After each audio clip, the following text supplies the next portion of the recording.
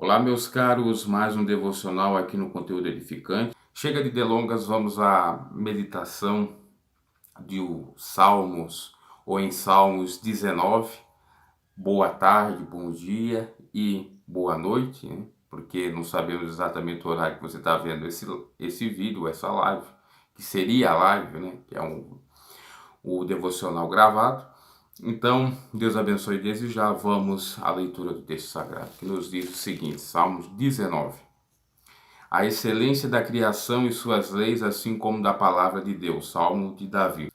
Os céus manifestam a glória de Deus, e o firmamento anuncia a obra das suas mãos. Um dia faz declaração ao outro dia, e uma noite mostra sabedoria a outra noite.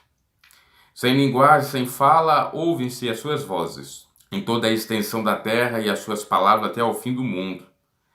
Nele pôs uma tenda para o sol, que é qual o noivo que sai do seu, versículo 5, tálamo, e se alegra como um herói a correr o seu caminho. A sua saída é desde uma extremidade dos céus e o seu curso até a outra extremidade deles, e nada se furta ao seu calor. A lei do Senhor é perfeita e refrigera a alma. O testemunho do Senhor é fiel e dá sabedoria aos simples. Os preceitos do Senhor são retos e alegram o coração. O mandamento do Senhor é puro e alumia os olhos. Versículo 9. O temor do Senhor é limpo e permanece eternamente o juízo do Senhor. São verdadeiros e justos juntamente, mas desejáveis são do que o ouro, sim, do que muito ouro fino, e mais doces do que o mel e o licor dos favos. Também por eles é admoestado o teu servo, e em os guarda a grande recompensa. Quem pode entender os seus próprios erros? Expurga-me, tu dos que são ocultos. Também da soberba guarda o teu servo, para que se não assenhoreie de mim. Então serei sincero e ficarei limpo de tão grande ou de grande transgressão.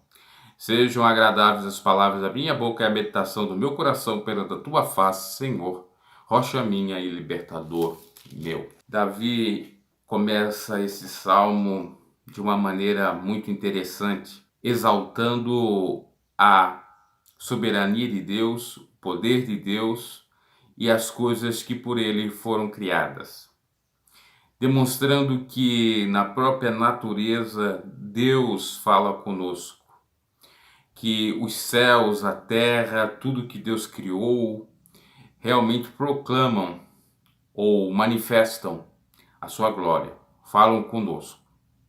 Paulo vai falar isto em 1 aos Romanos 21 em diante, falando que nós que contemplamos a natureza jamais poderemos ser indesculpáveis, porque quem contempla a natureza já está, de alguma maneira, contemplando a própria glória de Deus.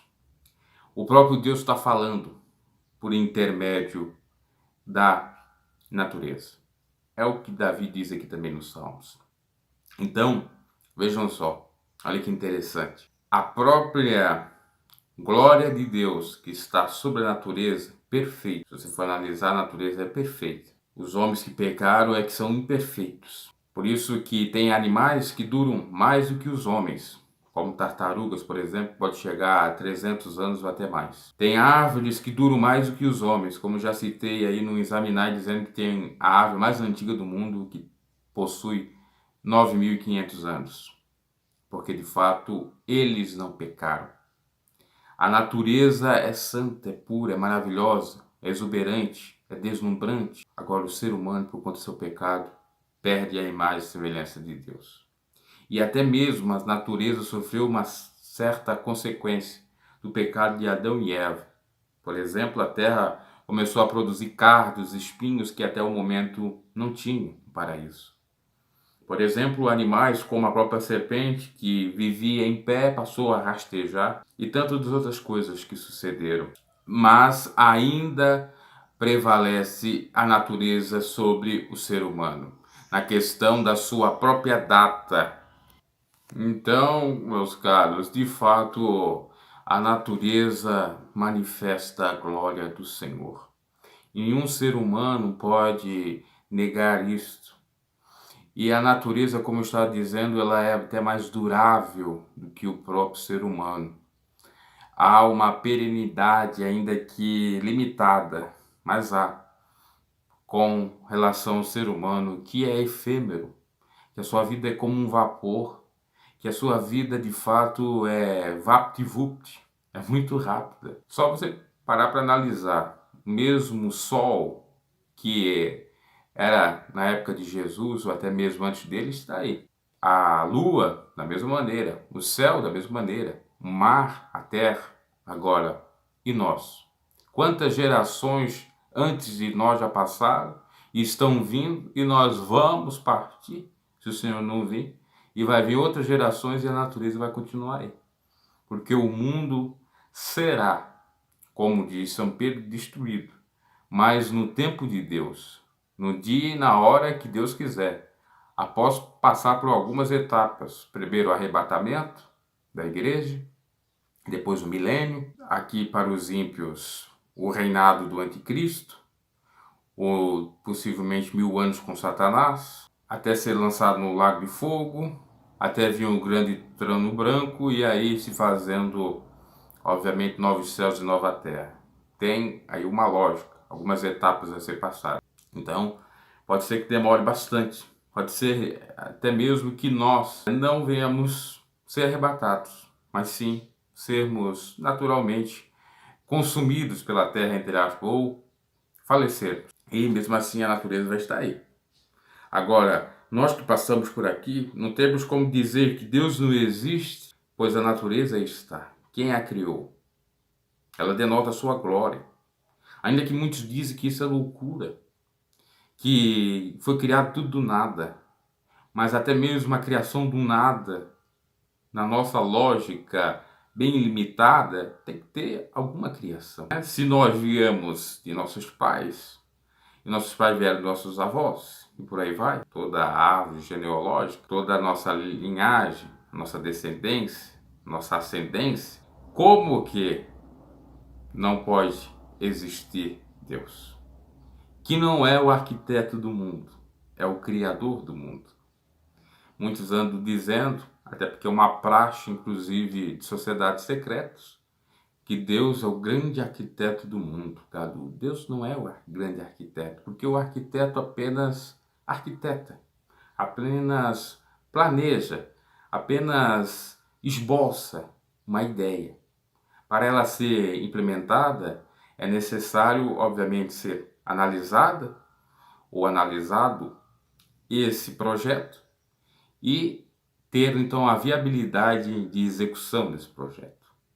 Deus não é arquiteto tão somente. Ele pode ter arquitetado, sim, mas ele é criador, ele é mais do que arquiteto.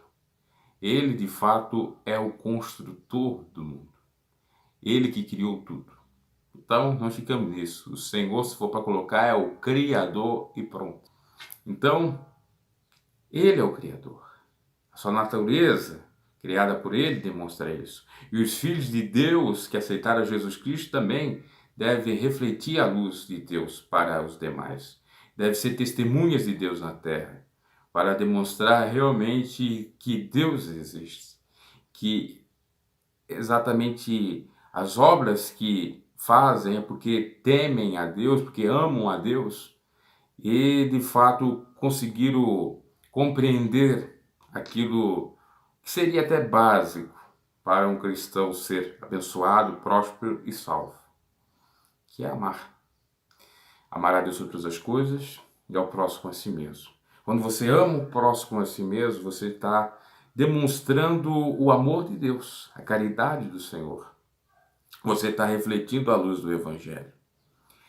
Então, exatamente, até mesmo os filhos de Deus que passam a ser em Cristo Jesus, que são participantes não só da natureza física, mas sim divina do Senhor, de fato proclamam a glória dele. São embaixadores, embaixatrizes, são de fato representantes do Evangelho, são luz do mundo, são sal da terra. Os céus manifestam a glória de Deus e o firmamento anuncia a obra das suas mãos.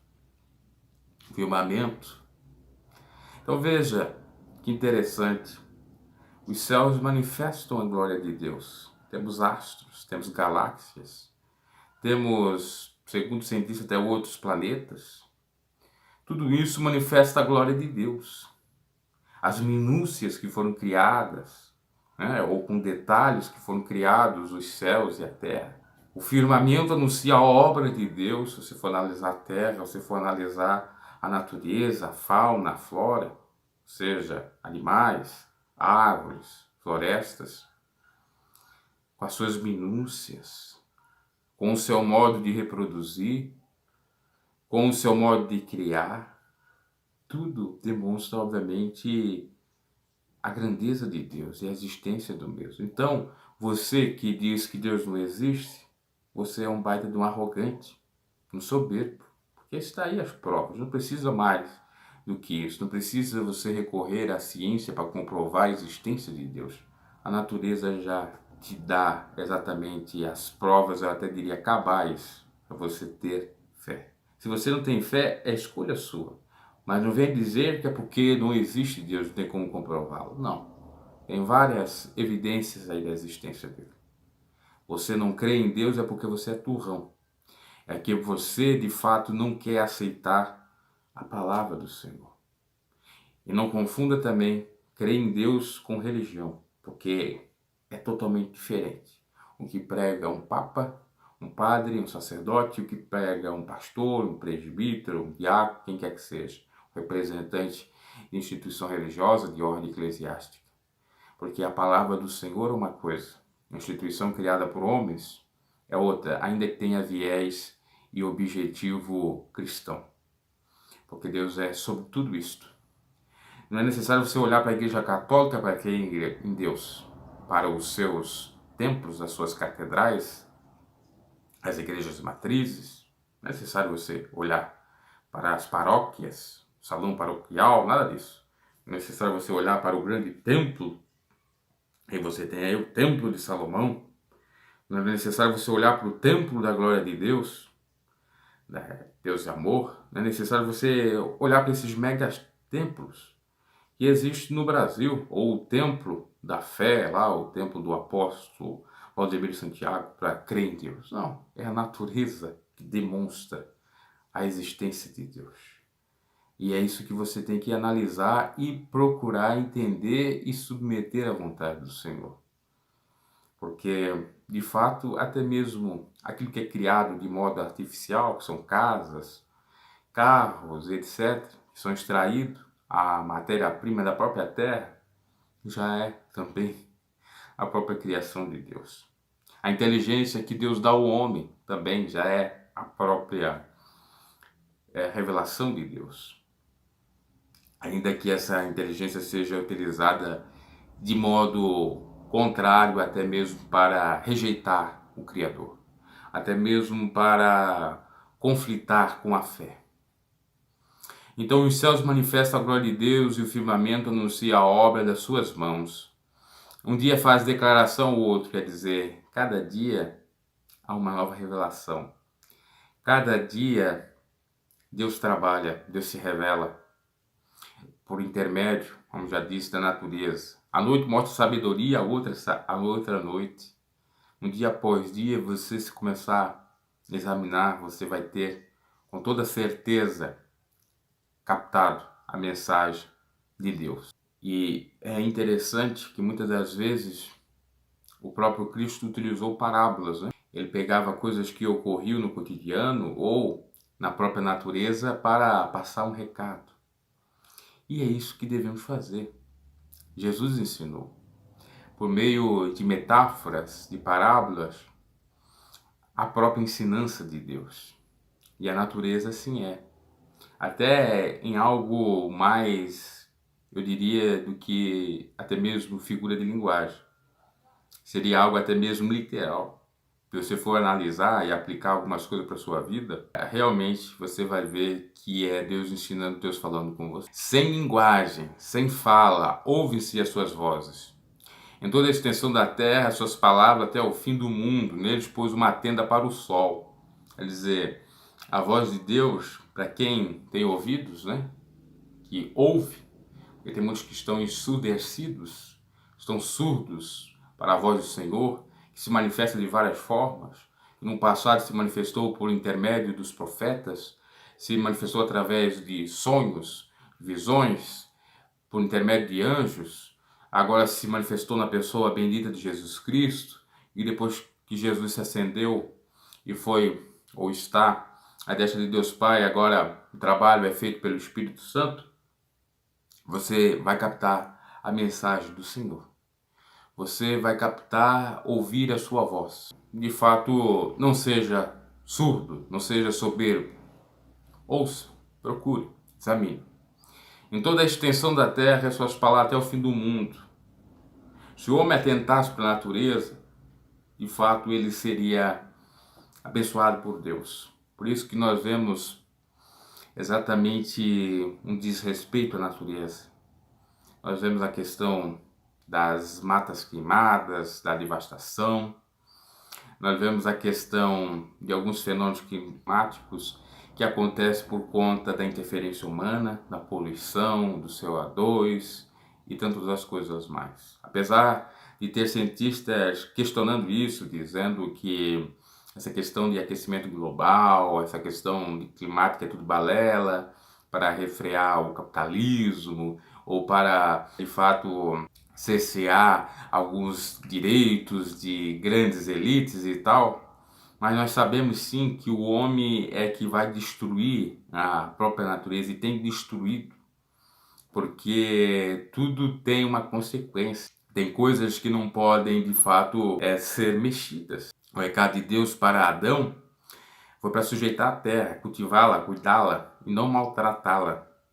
Quando você maltrata a própria natureza, por exemplo, você vive numa cidade, uma selva de pedra como São Paulo, que não tem arborização, que não tem árvores para lhe dar o oxigênio que é tão importante para você respirar o ar puro, você está de fato contribuindo para não só o seu malefício, mas de toda a população, inclusive da própria natureza, que vai se extinguindo por conta, de fato, de você até mesmo não dar ouvido à voz de Deus, dar ouvido ao material, ao capitalismo selvagem, não é contra o sistema capitalista, mas a questão do capitalismo selvagem que não se preocupa com algo social, que não se preocupa em cuidar da natureza, da fauna, da flora e etc.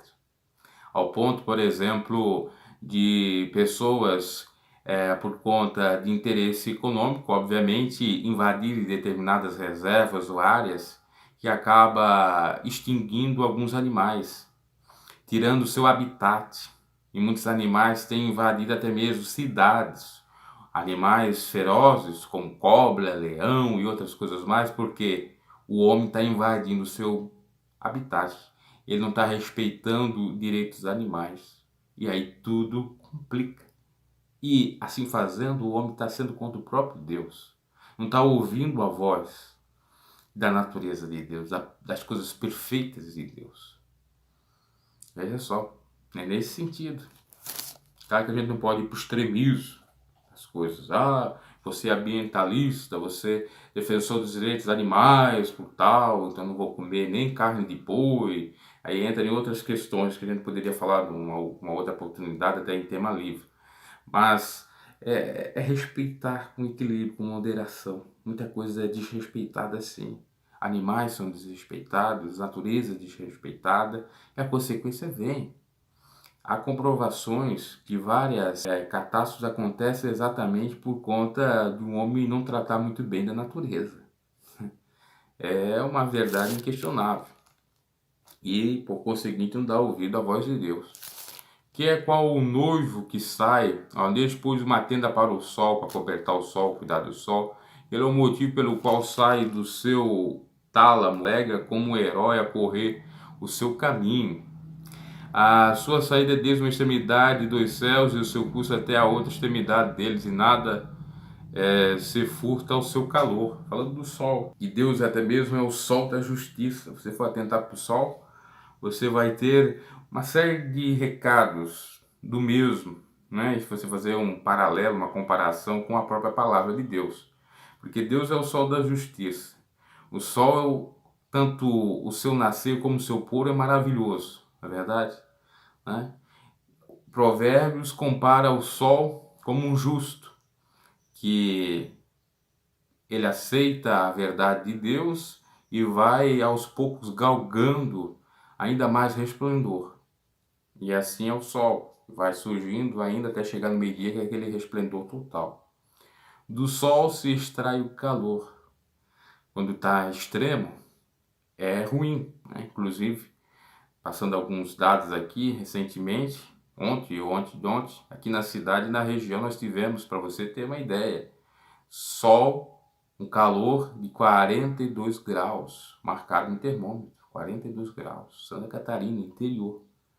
Né? Imagina em cidades que são já acostumadas ao calor, né? Como parece que no Rio chega a dar quase 50 graus, e algumas cidades do Nordeste, né? Aqui 42 graus, aqui é quente, e quando é no inverno é frio, né? É porque nós estamos num país subtropical ou tropical, e aqui no sul tem essas peculiaridades, vamos dizer. Então você percebe, é ruim o calor, né? Mas o frio extremo também é ruim. Mas ninguém quer ficar sem sol, porque você faz mais tarefas com o sol do que sem o sol. Né? Um dia chuvoso, um dia muito rubro, fica muito complicado. Né? Então, até o sol tem ali o seu recado, a lua, se você for para meditar.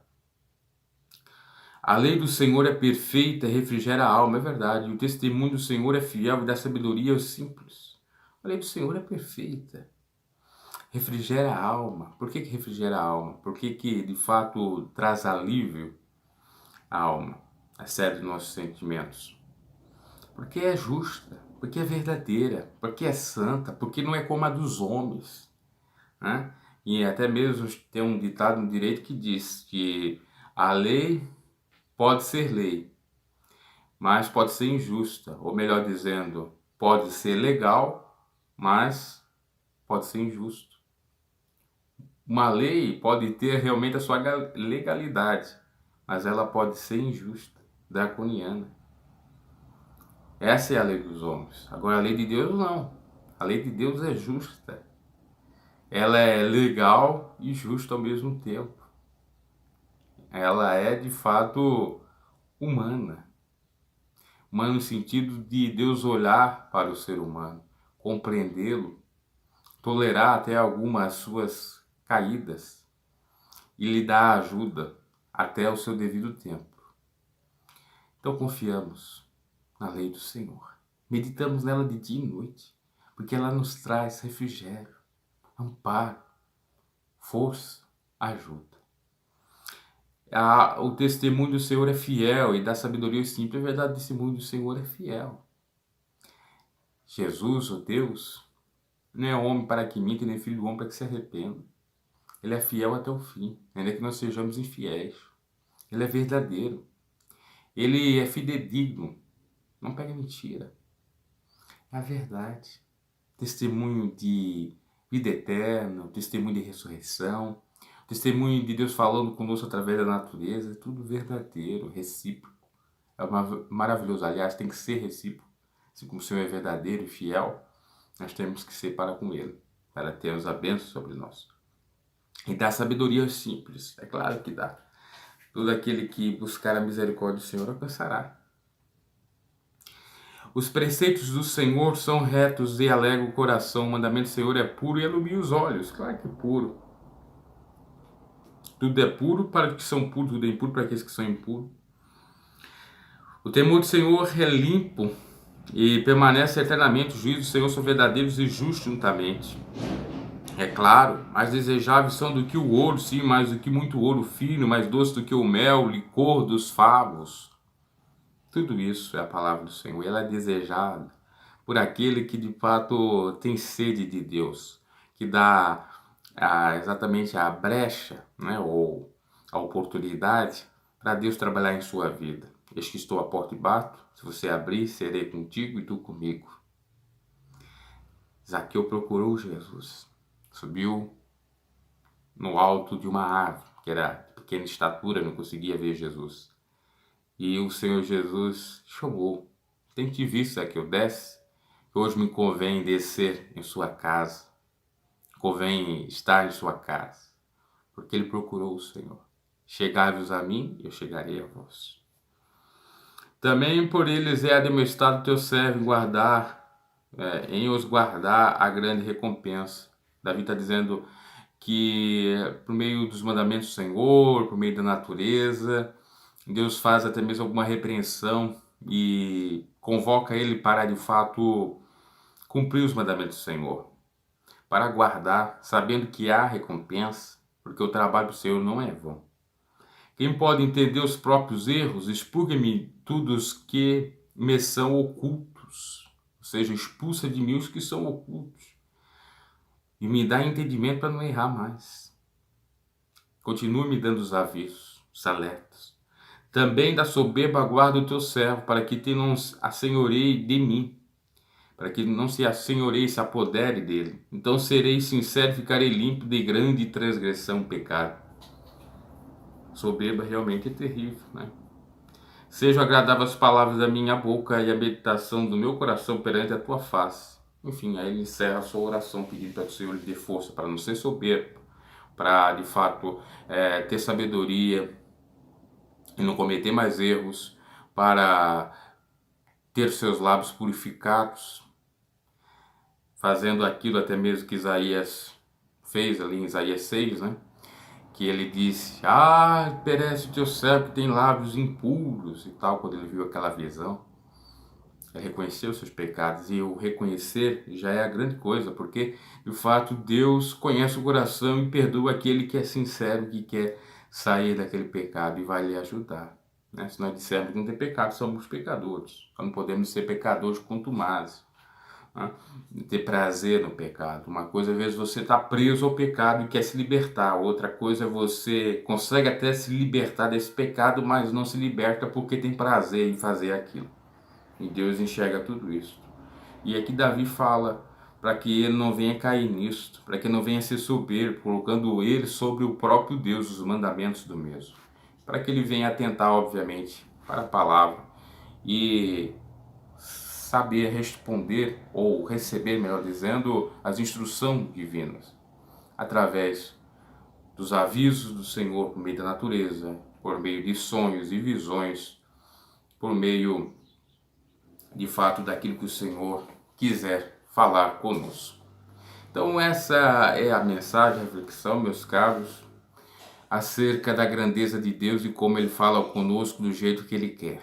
E a natureza é uma das formas de Deus falar conosco com toda certeza. Oremos, fazemos uma breve oração, até porque não tem muito tempo aqui. Senhor, meu Deus e meu Pai, perdoa nossos pecados, em nome de Jesus. Muito obrigado por essa palavra. Ajuda nós a sermos firmes e fortes, confiados de fato nessas palavras que o Senhor falou através do teu servo Davi, para que a gente enxergue a verdade até mesmo na natureza, para que de fato nós não venhamos dizer: não sabia, eu era leigo, mas a própria natureza está falando acerca da tua presença, do teu poder. Que nós captamos as suas mensagens para sermos divinamente abençoados, prósperos e de fato ter o principal, a salvação das nossas obras. Em nome de Jesus, visita aqueles que estão necessitados, necessitando de uma cura, de um milagre, uma transformação, necessitando agora da providência divina no seu lar, na sua vida e em todas as áreas da sua bio. Em nome de Jesus, nos abençoa grandemente, nos dá grande vitória, Senhor, nos dá força e fé para continuarmos firmes e fortes na Tua presença, para receber as dádivas, os presentes do Senhor, para de fato sermos mais do que vencedores, canais de bênçãos utilizados para ajudar aquele que necessita também, principalmente. Ó Pai, porque isso a Tua palavra nos diz que devemos fazer, ajudar o próximo. Quem sabe fazer o bem não faz, peca, nem que seja com palavras, nem que seja com pequenas atitudes, gestos para ajudar o necessitado, nos ajuda.